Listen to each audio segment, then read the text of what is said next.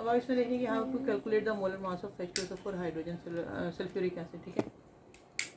तो अब आप इसमें देख लेंगे how to calculate the molar mass of H2SO4। H2SO4 hydrogen का एटॉमिक मास कितना है, 1 है। सल्फर का एटॉमिक मास कितना है, 32 है। और ऑक्सीजन का एटॉमिक मास कितना है, 16 है। आप इसका एक और प्रोसीजर भी कर सकते हैं कि हाइड्रोजन का मास के ऊपर टेकन ट्वाइस, ये 2 टाइम है मास, ठीक है। और सल्फर कितना है, 32, 1 टाइम है। ये तरीका भी कर सकते हैं आप। और ऑक्सीजन यहाँ पे वेट अंदर लिख दें, ऊपर जितने टाइम है वो बाहर लिख दें। या आप यहाँ से 4 × 16, जैसे मैंने ओपन करके लिखा है 32, 1 इंटू, क्योंकि ये 1 है, 1 × 32। और यहाँ पे क्योंकि मास 1 है, 1 × 2। तो आप इस तरीके से भी कर सकते हैं और उस तरीके से भी कर सकते हैं। बट ये कि ये ओपन मेथड मैंने आपको बताया है कि जिसमें आप हाइड्रोजन और SO4 या सल्फ्यूरिक एसिड का molecular weight, molar mass calculate कर सकते हैं। तो हाइड्रोजन हमारे पास यहाँ पे मौजूद हैं 2, हाइड्रोजन का मास 1 है। सल्फ़र हमारे पास यहाँ पे मौजूद है 1, सल्फ़र का एटॉमिक मास जो है वो 32 है, ठीक है। ये देखें, सल्फ़र 2 है, हाइड्रोजन 1 है, ऑक्सीजन 16 है।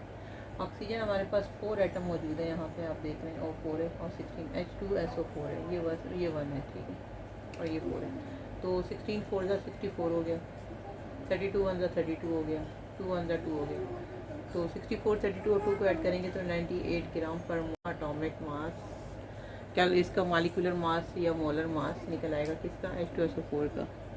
तो यहाँ पे बात क्लियर है कि हमारे पास हाइड्रोजन सल्फाइड का एटॉमिक मास निकालने के लिए जब हम उसकी कैलकुलेशन करते हैं तो हमें सबसे पहले एटॉमिक मास मालूम होना चाहिए कि what is exactly the atomic mass of hydrogen, atomic mass of sulphur and atomic mass of oxygen. So we are seeing here atomic mass of hydrogen is 1, atomic mass of sulphur is 32 और atomic mass of oxygen है 16। Okay, सो हम उसके बाद हमने secondly ये देखना होता है कि कौन how much atom present in the molecule. तो मॉलिक्यूल में हमारे पास एटम कितने प्रेजेंट हैं, H2SO4 में कितने एटम हैं, हाइड्रोजन के 2 एटम है, सल्फर का 1 है, ऑक्सीजन के 4 है।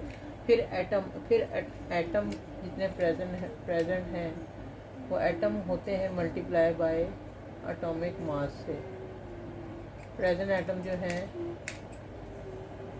मल्टीप्लाई होते हैं एटॉमिक, ये इसका जनरल फिनोमिना है।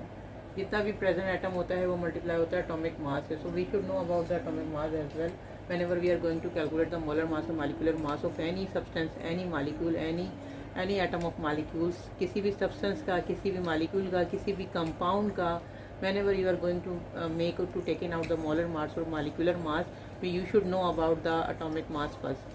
एटॉमिक मास और एटॉमिक नंबर से एटॉमिक मास आपको मालूम होना चाहिए कि क्या है। एटॉमिक मास जब आपको होगा तो आप इजीली कैलकुलेशन कर सकते हैं कि एटॉमिक किसी भी चीज़ का मोलर मास आप निकाल सकते हैं। इसका मैंने यहाँ पे आपको क्लियरली ओपन करके बताया है कि 98 ग्राम पर मोल इसकी यूनिट मोलर मास में आ जाती है, ठीक है।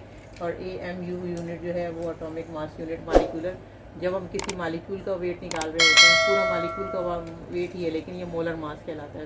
उसमें कितने मोल मौजूद हैं, उस मोल का मोलर मास जो है वो हमने निकाल लिया H2SO4 का सल्फ्यूरिक एसिड का। बात यहाँ पे क्लियर है तो चैनल को लाइक करें, शेयर करें, सब्सक्राइब करें।